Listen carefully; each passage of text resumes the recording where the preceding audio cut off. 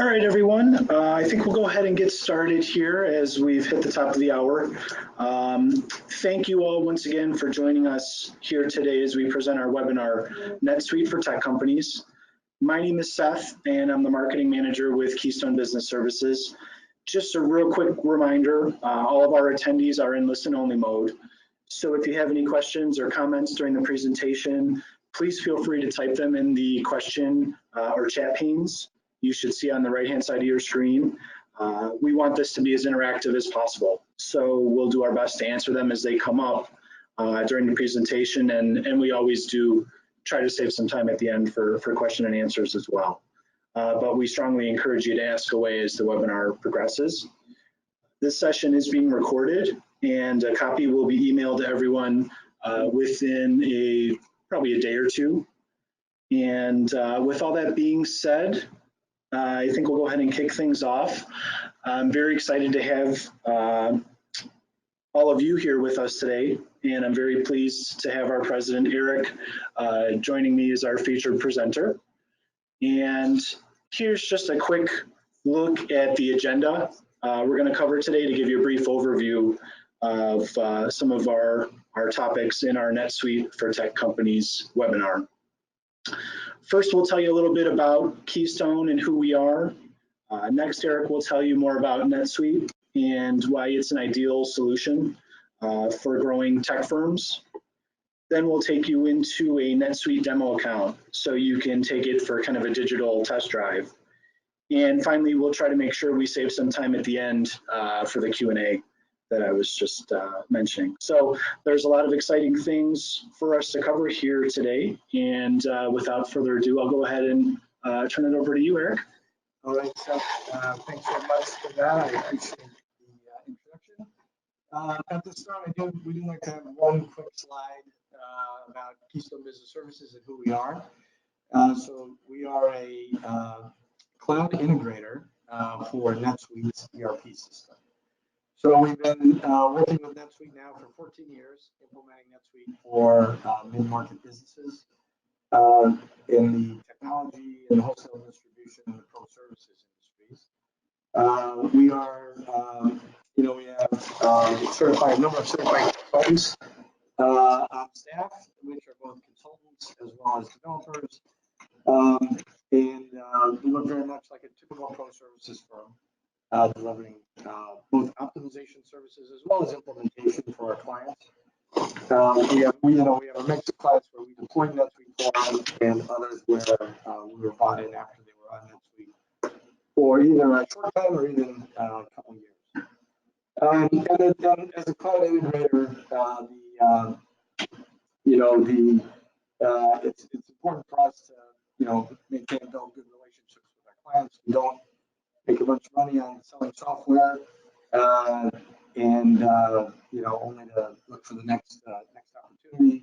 That was the old software model. For us, we really have to work collaboratively with our clients. We take ownership of their issues. We're focused on being responsive as well as implementing, the best solution for them. So, as far as a few of our clients are on the next slide. We've got, sorry, bear with me just 1 minute here. Yep, so we've got, a number of clients, mainly in the Midwest because we are based in the Midwest, but we also have clients across the country. That's one of the good things about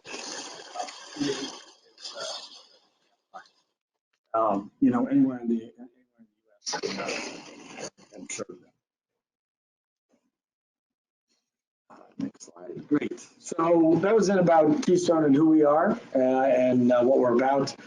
Really, I want to take a couple minutes now just to talk about NetSuite. NetSuite was the first cloud ERP package. Does it sound like we're having? Yeah, I think we're having just a little bit of problems here now. Great, give us a second. We will try another audio option here.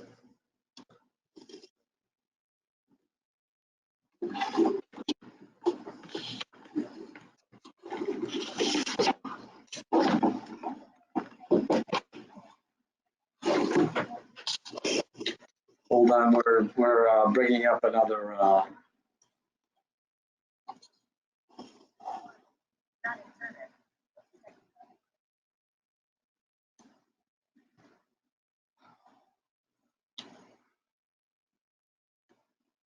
Bear with us just a minute here, folks. We're trying to switch the audio.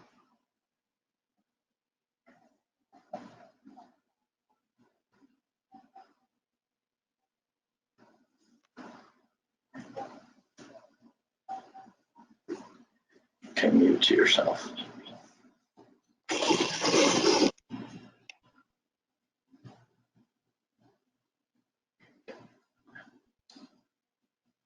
Audio. Get your audio in.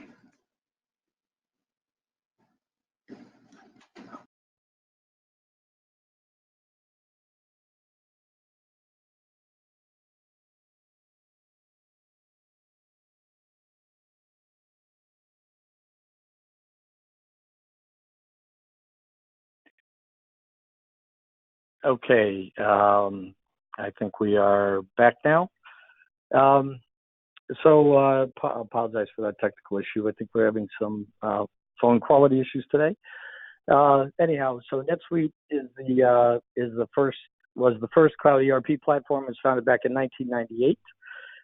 It was acquired by Oracle back in 2016. It is a global business unit of Oracle, and it back before the acquisition had about $1 billion in revenue run rate. So it's a very well established platform. We don't really announce NetSuite only numbers, but since the acquisition, but it's continued to grow as Oracle has put in significant funding, and that's been very beneficial for our clients as Oracle's made a big commitment to NetSuite, and they have really ramped up their development resources and enhancements that they're releasing over time, and it's been very positive both for new clients as well as for existing clients. So that's really it about. We'll talk definitely more about Oracle NetSuite as we go through this, but we kind of want to make a bit of a transition to some of the challenges that people face in the technology industry. And one constant, right, for a lot of technology firms is you're growing, and so these challenges are somewhat magnified when when a business is growing. But first off, business models are constantly evolving. People are adding new service lines. What used to be just someone who was a reseller of hardware equipment eventually developed a pro services model. Now they're developing managed services models, and so that's just one example, right? In the software business as well, businesses are constantly evolving, new service offerings being issued. Secondly is agility, especially in technology. Things change quickly. You need technology that can support a quick change. For some customers, a global view is critical. If you're operating in more than one country, having a business platform that can support all your operations as a single platform is important. We have a mix of just U.S. only companies as well as international companies, and I would say maybe 30% of our customers over the course of the last few years have moved from a single entity to a multi-entity, often with overseas operations. New technology impacts expectations.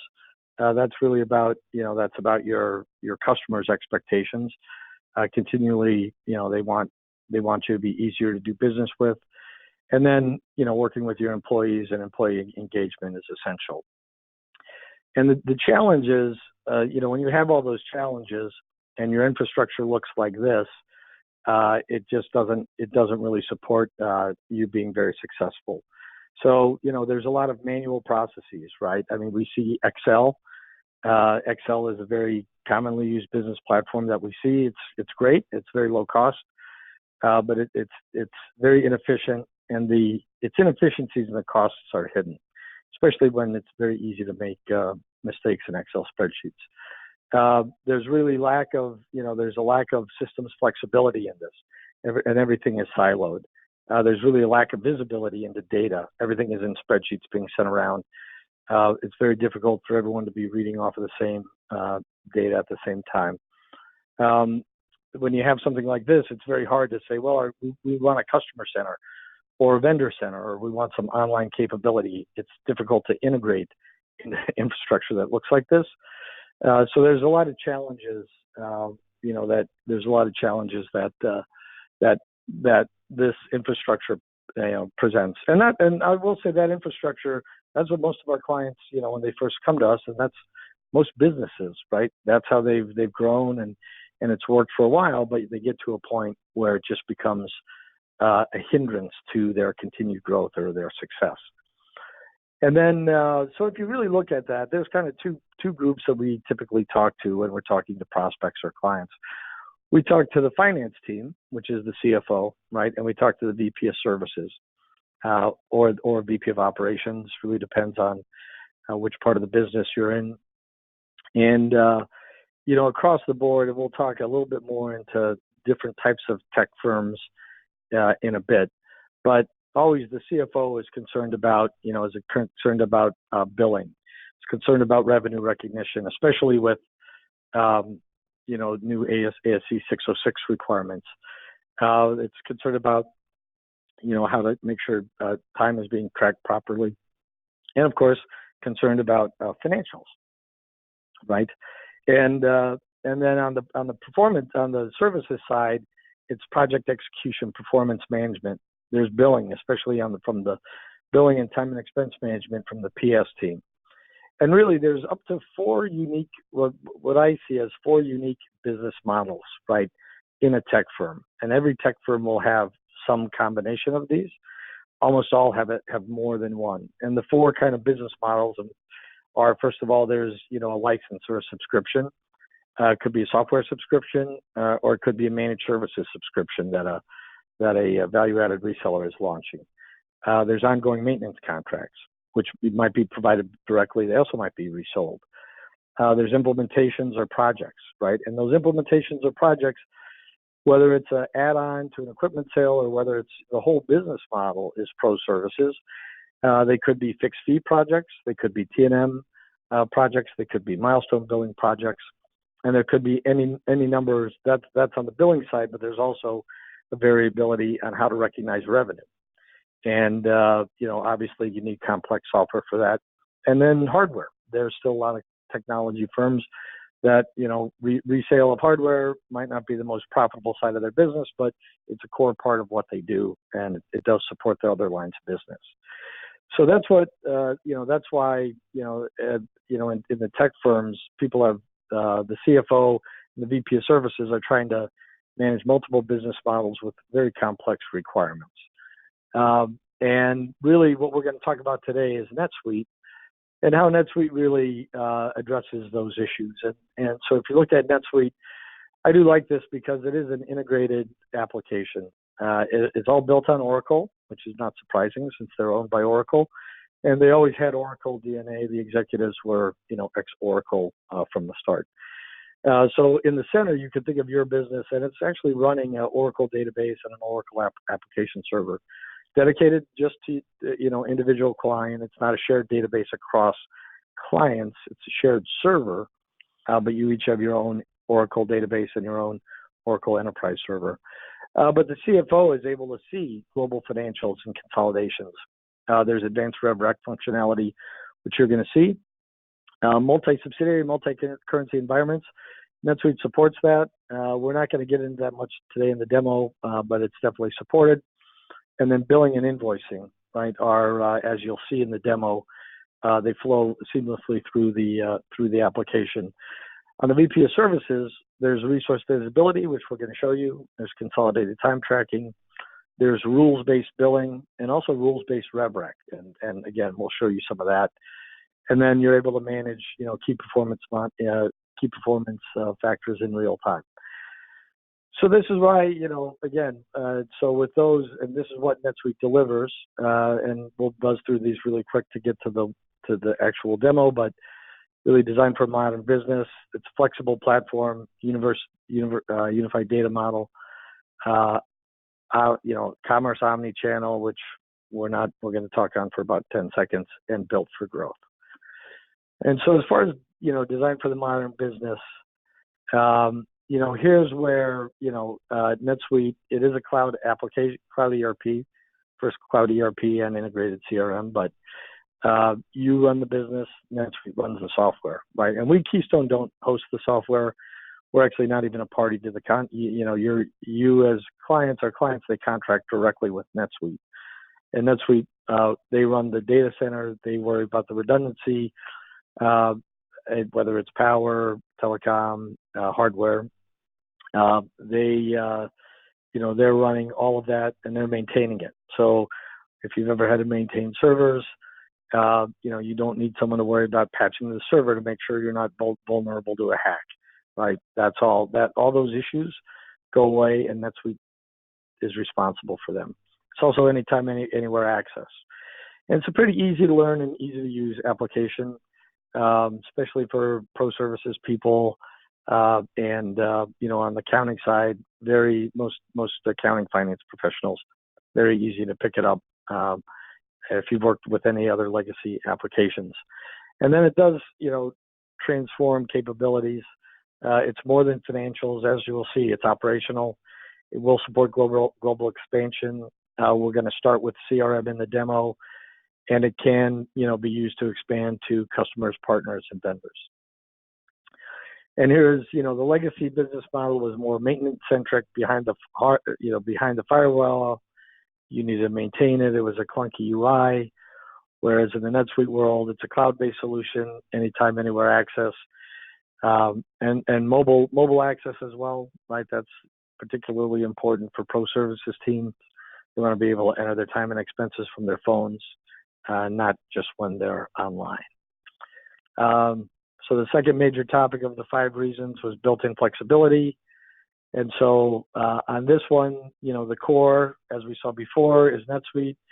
And then the gray circle that we kind of added around the outside is all of the customizations. So the Suite Cloud Platform, the API, which is Suite Talk, Suite Script, which is the ability to write your own JavaScript to make those last mile modifications to functionality can be done with JavaScript. Suite Flow is workflow functionality, and Suite Analytics is search and reporting. So there's a lot of built-in flexibility there, and that's where we come in, right? We have some clients who have excellent admins and want to have their own developers because they want to really customize NetSuite, and they have their own developers, and they'll call us when they have tough challenges or tough questions or can't figure things out. But we also do a lot of that work for our clients. And the other thing about flexibility, it is a single cloud-based, code base. So when NetSuite implements changes, they're rapidly rolled out. Business processes can be changed, by mere mortals. You don't need to be a developer to modify NetSuite. It's very easy, and we'll touch on this in the next slide, but very easy to add custom fields, modify custom forms. If you get into scripting, that's obviously a little more complex, but there's a lot that can be done just with a capable administrator. Customization is not a dirty word. NetSuite's very open to customization. And then, customization, those tweaks that really support your specific business model are your competitive advantage. And that's what we look to support. And this graph, I just like this because it talks about flexibility and configuration. Like for the end user, they can customize their dashboard or use custom searches. For the business analyst, there's custom reports, there's custom fields they can create for tracking key customizations. They can do custom forms. Business analysts can also create custom records, which is a new table in the database. And then workflows are automation. And then the developer is where, if you need to do an integration to another application or you want custom code, that's where, developers come in. And again, most of our clients, rely on our team for custom development, but not exclusively. There's some who do it internally. The next was business intelligence for all. And really there's, and we'll start the demo with this, but real-time visibility. It's great. I've used NetSuite since I founded the company. We've run on NetSuite since we started. I've always had real-time visibility into all my business metrics. Again, self-service reporting, you can write your own reports. There's a shared view of data. There's no longer an issue of your CRM system says you booked X, your ERP system says you booked Y. Everybody's reading from the same data. The dashboards you'll see, they're great. They put the information that people need right in front of them. And then there's drill down from summary to detail, just with a click. As far as business intelligence, this is kind of one of the, if your business model is includes hardware and resale, you're looking at sales by channel, you're looking at pipeline, you're looking at bookings, cash flow, and inventory turnover. And then alternatively, the next slide, if this is the other side of the more SaaS-based type tech businesses, you're looking at SaaS versus perpetual license sales. You're looking at new business versus upsell, recurring versus non-recurring. Of course, looking at deferred revenue and the waterfalls, and retention and renewals by product. So this is where there's a little bit difference in terms of the intelligence you're able to see, depending on your business model. But again, NetSuite does support both. And this is an example of a dashboard that you'll see a lot of these as we get into the demo. Commerce Ready, I said I was just going to say 10 seconds, and that's just, by default, everyone gets, you can have customer center access, you can provide your vendors with system access. Those licenses are all free of charge, which is awesome. Partners, if you have like agents on the sales side, they can have access as well. Some of those, basic access is also no charge. So you can provide your agents with access to see their customers, their orders, all at no charge. And then it just works. This is just the fifth bullet point, which was, secure and reliable. Again, NetSuite is the system of choice generally for folks that are going public. It's a very trusted business application. It's SOX compliant. It meets all, public company requirements, but it also scales down to a price point that's very competitive. And I'd also say, you can deploy it very quickly, right? It's got we'll touch a little bit about the program called Suite Success, but that really supports kind of a 100-day implementation timeframe. Again, which time to money is critical. So as far as the NetSuite demo, I want to start just one slide. The first slide is just talking about functional processes, because this is what you're going to see in the demo. And this is how we look at, this is also a great chart. This is how we look at a business, how we as a partner look at a technology business by, functional area or functional process. And what's also great is there are metrics. NetSuite runs a site called barnyard.com, where they actually have for your vertical, they can give you, marginal, competitive, best-in-class metrics for each of these functional areas. But sales and marketing, we'll create some opportunities, talk about quoting on the sales and marketing side, and that usually takes you up to the point where you're going to create an order. And we'll go through creating an opportunity, looking at a sales rep dashboard. We'll go through order management a bit, which is okay. What happens to an order? Once you win an order, what happens? And we'll kind of take that step from a business that sells hardware, and we'll look at the different ways of fulfilling an order for hardware and some of the fulfillment activities. Now, granted, that wouldn't apply to a software company; they do have to issue license keys, but different process. Then we'll get into more delivery, provisioning, and billing and revenue, and then professional services. So we'll touch on all of those. I know that's a lot for the various business models. And then the other thing, just really quick, this is the agenda. I will start with an overview of the application, looking at dashboards, both from an executive role as well as from a sales role. And then we will go through that user experience demo, first sales and marketing, then delivery and provisioning of a hardware order From there, we'll flip to professional services, and we'll show how you can generate projects from your sales transactions. And then from there, we'll go lastly into billing and revenues. We'll demo billing of some transactions that are created in the database. We'll also spend a fair amount on revenue recognition and the various triggers and how NetSuite works with that, and how our controller would integrate with those tools. So, Seth, if you want to make me the presenter. All right. I think we're good. So this is the start of the demo. This will be the rest of the presentation. So right now I'm in a demo account. Typically the name of the account will be up here. We left this one generic. But this is an executive level dashboard. And so NetSuite is a role-based application. You can see up here it says NetSuite SRP demo account executive, right? And so the role defines, which in this case is executive, what I can see. So as an executive, I have very high level and broad access. May not be able to create many transactions, but I can certainly see a lot. And there's variations to that. There's a hands-on CE role and there's a hands-off CE role, right? And in some companies they don't want the executives to be able to create any transactions in the system. But right up here, there's a few things I'll just say. This is the main navigation, are these tabs across the top. You'll notice these will change as we go through by role, but these provide access to a lot of the data. And it's organized as an executive would think about the business. So as an executive, in my case, I think about sales and marketing. I think about expenses. I think about people. I think about financials.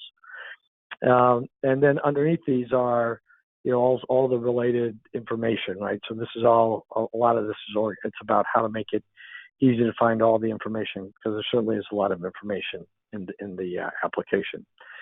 Second thing we like to talk about is what you put on the dashboard. And so this is, I mentioned Suite Success. So this is a pre-built dashboard, for a technology, for the tech executive vertical. And this is what it's like out of the box. These are probably 90% done. We typically do modify these and tweak these for what the executive actually will do. Maybe they're interested in some metrics, not in others. But top level executives are looking at revenue, expenses, operating cash flow, bank balance, receivable, payables. Those are all if anyone's on a senior executive, I'm sure those are numbers you want to look at all the time. What's great about NetSuite, and this is real-time visibility, is this is real time. So as sales are created or revenue is posted, these numbers will update, and there you can drill down. So if I want to see a trend graph over time, I click on that little arrow and I get a pop-up, right, of revenue by period. I can also export this to Excel. If I wanted to flip it quarterly, yearly, right, I can do that right here, and then I'll see the quarterly data. You can see this demo account goes back to mid-2018. And then if I want to see the actual data, or if I want a different view of the data, I can actually click on the number. So I can click on that revenue number of 695,864, and it's going to take me to my income statement. And I can click into my revenue by services, and it's going to show me, well, this is all done right by journal, because it's got the RevRec module. There's other things that are on the dashboard that I always like to highlight. So this is a financials portlet. So this is key metrics, this period, last period, this quarter, last quarter, this fiscal year to period. This is great trend information, like tracking where you are for your key metrics relative to other prior years, prior periods. Also, as you can see here, there's a lot of graphics on the dashboard. You can look at things graphically, visually. It's oftentimes easier to get meaning out of them if things are presented visually. And just one quick on customization. There are, NetSuite, it's very, a lot of functionality to make it easy to use the system. So each of these is a portlet. So for example, reminders are things I need to do that are waiting for my approval or whatever the case might be. But If I click on the top of that, it collapses. And then if I want to move things, and then I can click on it again. Or if I want to move it around, I just grab it and I drag it down and move it further down the page, right? And so when we talk about customization and flexibility, that's an easy thing to use. And then I'll go to the financials tab. Just again, each of these with success, this is one of the strengths. Each of these is a separate dashboard with separate information, and so it's great to put information, easily in people's hands. And again, then here's a sales number. Again, these numbers are direct drill down from the dashboard. And if you want to drill into any number, I can drill into Cooper and see what was in that $61,970. That's this month, and it shows me by item, right, what my sales were for that customer. And then down here I can with all of these I can change the date ranges, and with all reports I have the ability to export to Excel, to export to PDF, to export to Word, or to print or email. So a lot of great flexibility in that in the dashboard. So I'm going to go now and I'm going to flip to a sales rep. And so all down here you can see this is my demo account for executive. Now I'm just going to switch roles and work as a sales rep. And my sales rep role as a dashboard is very different than what it was for an executive. So first off, my main navigation is leads, opportunities, customers instead of customers, expenses, and HR, right? HR isn't a concern of a sales rep. They don't need that tab. But down here, my key indicators are, my sales, my open opportunities, my new opportunities, my open estimates. And if I come down here a little bit further, I can see, again, my metrics for today, this week, this month, last month, this quarter, how many new leads, how many new customers, right? How many sales, what's the value of the orders I placed, what's my sales per rep, what's my number of channels that I've sold through, and DSO for my customers. So again, a lot of data, as you can imagine, putting a lot of data at people's fingertips. So what I want to do though is just, show for the day in the life of the sales rep. Sales reps work on opportunities, right? That's what they should be doing. How they should spend 80% of their day working on opportunities, trying to close sales. And with NetSuite, from an opportunity, you can create a quote, and then you can convert that quote to an order. So I'm gonna lots of ways I could create an opportunity. I could come over here and click new opportunity, which is how I'll do this. I'll just choose a customer, and we'll do this under ABC Staffing. And I'll just call this demo op. Again, it's always good to have a title. And then down here, I'll just specify what I think that the client is going to buy.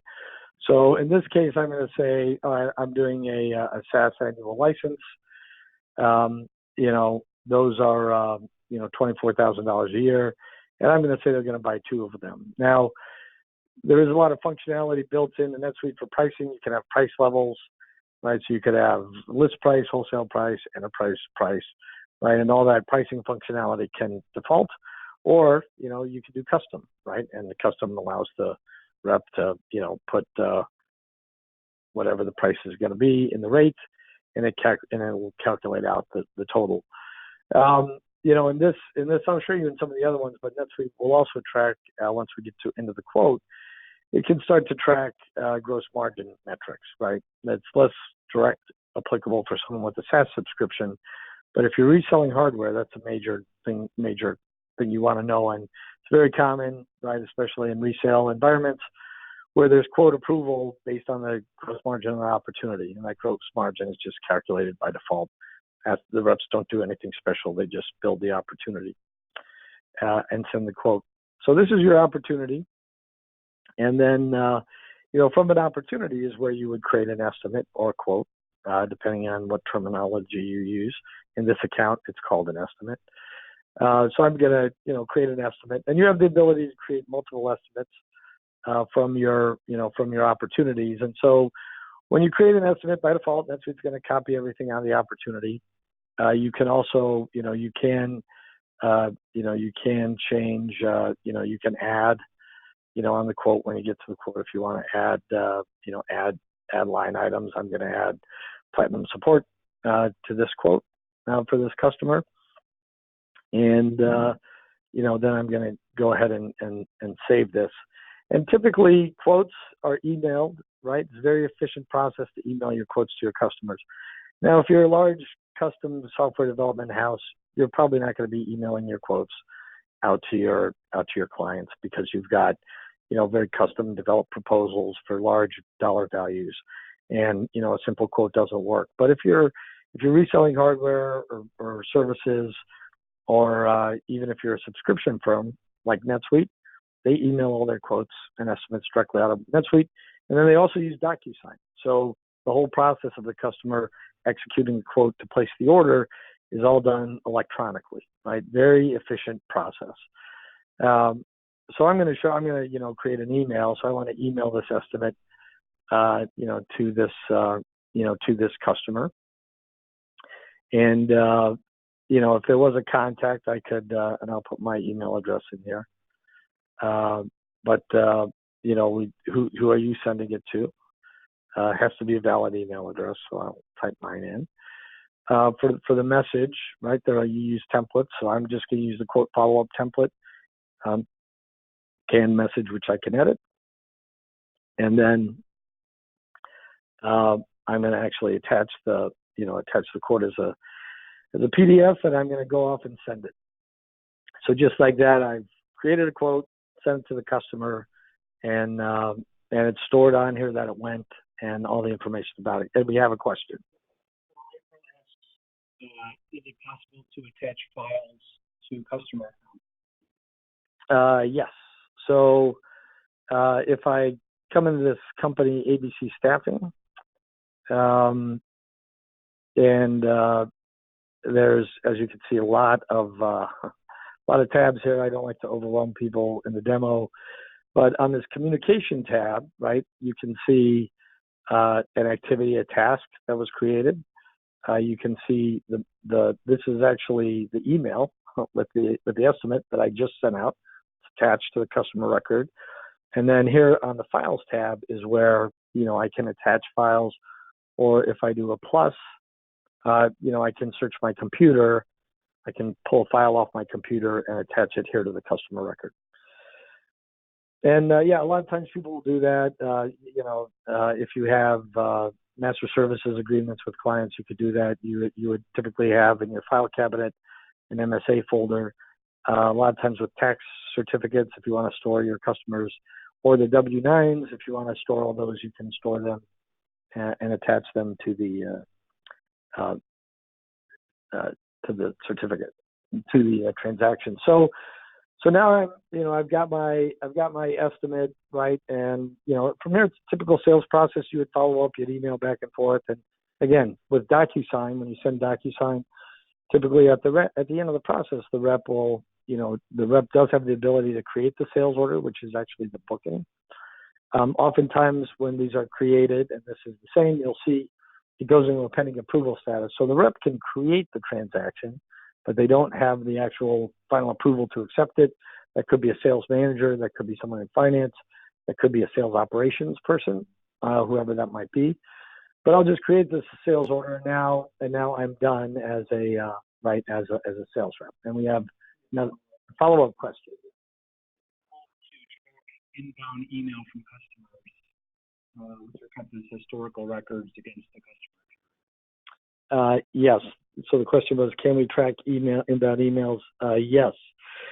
So if the customer were to reply to that email I sent from the quote, and that email was generated in NetSuite, it actually will automatically be saved on the quote and the customer, and I get it in my personal inbox as well. We used to use Gmail. Now we're working on Microsoft, Office 365. But there's also there's, and I use this as well. I have a little client that runs in Office 365 that if I get an email, I have the ability, or if I'm sending an email, whether I receive it or if I'm sending one, I can say I want to attach it to this client or to this contact or to this opportunity or to a case. We use NetSuite for case management as well. So I do want to just talk about forecasting, right? Because that's always important. And so now I'm still logged in as a sales rep, right? And I just want to show really quickly the sales rep, what forecasting looks like. Obviously, not reps' favorite activity is to do their forecast. But, this is just an example of the forecast editor. So, each rep has this, and then there's a management level review as well. But sales rep forecast in any 1 month can include opportunities, can include estimates, can include orders that they've booked for the current month already but haven't invoiced, and it also includes transactions that came in this month and that they invoiced this month. And so as you can see, this rep is having a huge month. But for these that are invoiced and unbilled orders, reps can't elect to exclude them because they're booked. They're in results. But on estimates, right, and on opportunities, the reps have the ability to include or not include. They have the ability right here to change the status, change the probability, or change the expected close date. And that's important because, as you know, if you have to go into each opportunity and change the expected close date, that's rather bothersome. It's much easier to do it, if you're looking right here. And kind of these opportunities where they're grayed out, that's because we've included the quote in the forecast, so you can't actually deselect the opportunity. So that's it for sales reps and activity management. So I'm going to actually flip over to a different role, and another question. Okay, while I'm switching roles, we can yes.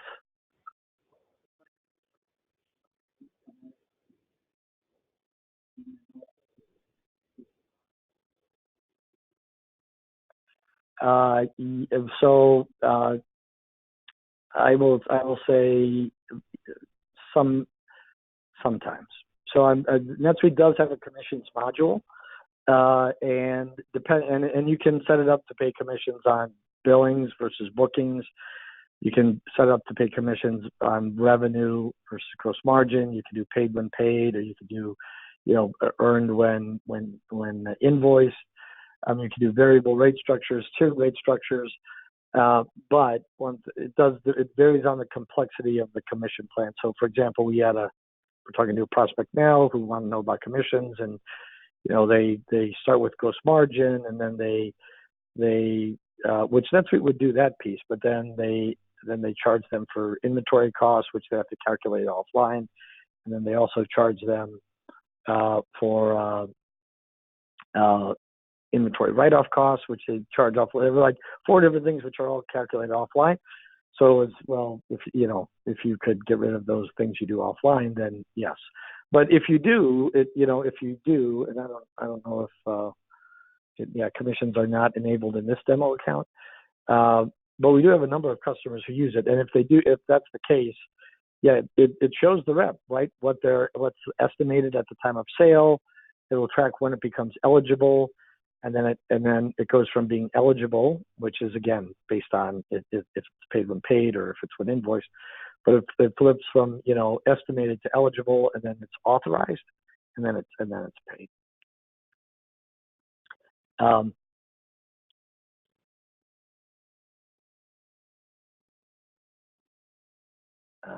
Yes. Okay. All right. So I'm going to look at the sales order real quick. So I did want to get into fulfillment a bit, and I'm going to jump over. We'll do this pretty quickly to get to kind of the project management piece. But I wanted to show, this is an example for a tech bar of a sales order that I kind of pre-built. And what I want to do is just focus on a couple things that are nice with NetSuite if you do if you're in the equipment business, reps are able to see quantity on hand, what's available, so they immediately know if it's something's to be fulfilled. Also, you'll notice here this item was a dropship item, right? And so we can see that this is going to be purchased from Dell. The purchase price was $300, and it was put on this PO. So there's a hard link from the from the transaction to the PO. And typically, your inventory manager would come in and fulfill this. And when you click the fulfill, and again, this comes right over from the sales order. No leaking of information. As soon as it's approved, it would show up in the inventory manager's queue. NetSuite does support a pick, pack, and ship functionality. So if you do have someone who picks and then someone who packs and someone who ships, you can move it through that process, and then we can go ahead and save that once we're done. Okay. So that was the inventory management piece, and there was one other record that I did want to show is this sales order. Different sales order. Yeah, that's this one's in a pending approval status. I want to transition a little bit into the project management piece. So this services IT installation item that I created 164 hours for installing this is something where we would need to create a project to do the implementation, again, driven off of the sales order. So on this sales order, I'm going to go ahead and approve it, which will then queue up a number of things. One of the things it's going to queue up is to notify the project management team or the project, the services director, that there's a project that they need to create. So I'm going to flip over to that project management role as soon as this approval goes through. Yep, and you can see it approved the sales order, and it also, I had a dropship item on here as well, so it also created that linked dropship sales order. But as a project manager, next step in the process obviously would be to set up the project. And up here in my shortcuts, I have this reminder to create projects from sales transactions. So this is everything in NetSuite. There's always a lot of reminders. So this was for that sales order 469 that we just approved, and the implementation was going to be $25,000, and you'll notice it says project template. So NetSuite has the ability to set up project templates, and they're very effective for just this type of process, where you have some relatively cookie cutter, things you do over and over again. So this was an equipment install template, and you can see it's got a work breakdown structure with primary tasks and subtasks, and then detailed things, predecessors, budgets, milestone tasks, right? And so as a project manager, right, I would say, yep, I want to create the project. If I want to use a different template, I could change it here if I wanted to. But this is for a project manager. This is how they, this is one way to create the project, right? So now the equipment's been ordered and maybe came in, and now we're working on the project. And I'm going to go to a project that has some activity on it, because it does take a while to do this. But this is flip to this managed services project. Again, high level. I know we're covering a ton of information. There's a lot of functionality, but this is a project record in NetSuite. There's obviously name and who's the customer, right? All that type of information on the top. Who's the project manager? There's overviews such as planned work, allocated work. What's the schedule? What's the start date, end date? This was a simple project that had one task, right? I did want to take a little bit of time though on the financial tab, because this is where you get into all your revenue and rev rec. And this is what's called a charge-based project, which means you're going to, create charges to pass through the customer. So you can have fixed fee rules, which would be a milestone or based on project progress or fixed date. This would be, we're going to bill X amount. on a particular date, or you can have T&M rules. And T&M rules typically are tied to a rate card. So you have a rate card, and so NetSuite's automatically calculating the amount to charge. And separately over here, you'll see revenue rules. So with ASC 606, there's a process for billing, there's a process for revenue recognition.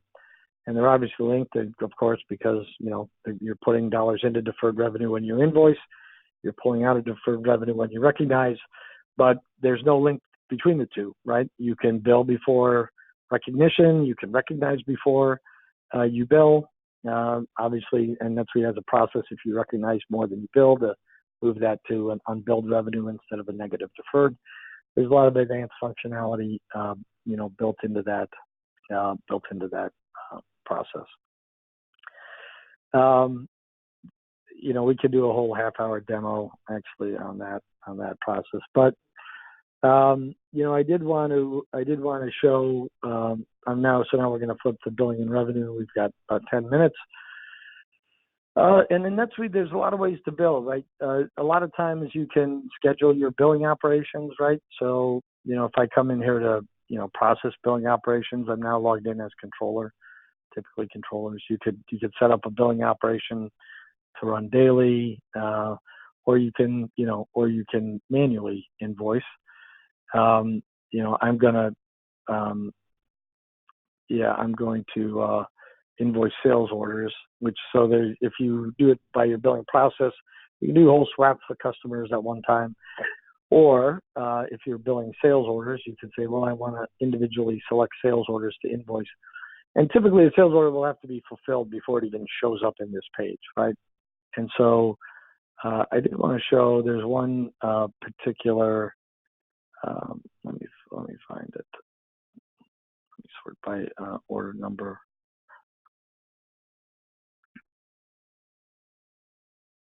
Yeah, I really think I already invoiced it. Let's look at sales order 465. I think I did. I issued the first invoice in my prep. But in the sales order, I did want to show it because I set this up. It's a SaaS software license for $24,000 with upfront billing, and then I put a support contract on here with a 1-year monthly bill schedule, right? And so you could have monthly, quarterly. You could have, you could do custom bill schedules. You could do any schedules you like. And so as a result on the bill schedule, you can see that, yesterday it wanted to bill $25,000, which was the first $24,000 plus the first year of the maintenance contract. And then it's going to come here and it's going to invoice. And it'll prompt the accounting people to invoice, at the right time. So the next bill date here, is 12/19. So this transaction won't show up on the bill sales order page until 12/19, or you can say, show me 3 days prior, and it'll show it to you 3 days in advance or 5 days prior, whatever the request might be. If I do next bill on this one, it's going to want to bill up. It's going to pull up to do the billing for 12/19 for $1,000. So, and you can see here it's going to invoice $1,000. It's going to date it 12/19. Right, so the system is automatically tracking all those future bill dates for you.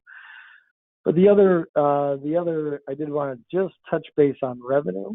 So NetSuite does manage revenue through what's called a revenue arrangement. You could think of this as a revenue contract. And this is where, NetSuite will track the, how the revenue is going to be recognized. And this is all, they set it up this way. So you can have a revenue manager who is completely separate from your AR and your billing manager, right? And they can manage all these records on their own. So you can have a total segregation of duties for revenue management versus invoicing and collections. And really the core of this is down here. You could see there was the SaaS plan. There was a support. This was 24,000. This was 12. I didn't, this will do multi-element allocation for those of you who have more complex, requirements, so that you can do a 2-step allocation to determine the fair value to be recognized for an item if it should happen to be different than what's on the what's on the sales, the sales price on the sales transaction. But you can see there's a forecast here, a revenue forecast for that annual subscription, and one for the and one for the. Let me just click on this. I don't think I'm. Yeah, and then this is where you can see what the revenue forecast is. So it was a partial month in November, and when we told it same amount per month, you could do it per day. But of course, it's split November 2019 and November 2020 equally. That's 1 month's revenue, but based on the days of the month. And NetSuite will prompt then, and there's a forecast for this as well. But we're kind of out of time. And then this was the, for that software contract, this was $1,000 a month. And then the first month, 400, last month, 600. And that's all set up at the item level, right? Again, salespeople don't realize that they're actually building all this out as they create their transactions. Yeah, and then the last item I'll just show you is, NetSuite will track, and this can be scheduled, but NetSuite here, this is where they're tracking. Okay, here's all the revenue for the month of November 2019. Here's all the revenue to be recognized. This is the source revenue arrangement. Again, think of that as a revenue contract. The SKU, the plan, who the customer was, what revenue recognition rule, and the amounts. And so again, NetSuite's managing all that complex RevRec, in the background with minimal input required from the finance team. Of course, a lot of reviews and reconciliations, and especially when they're set up, but most of the time things flow through pretty seamlessly. So I think we've got 3 minutes for questions. I know that was a lot, and we're available for questions, afterwards as well. But we've got a couple minutes left. If there are any other questions. So we had a question, is it possible to flag inventory as being listed online for sale, not including online marketplace integration, just manually? Yes.